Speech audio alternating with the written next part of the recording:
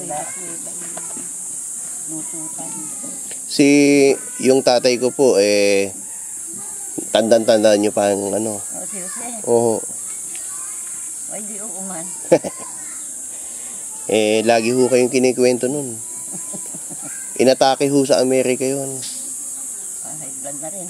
Hindi ho, sa puso. Kung may puso na. O, 5 ugat niya ang barado pero buhay pa hanggang ngayon. Hindi na may inoperahan.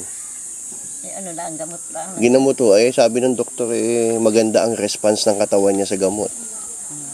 Kaya ng katawan niya. Kaya, naging mabuti yung kanyang kalagayan po.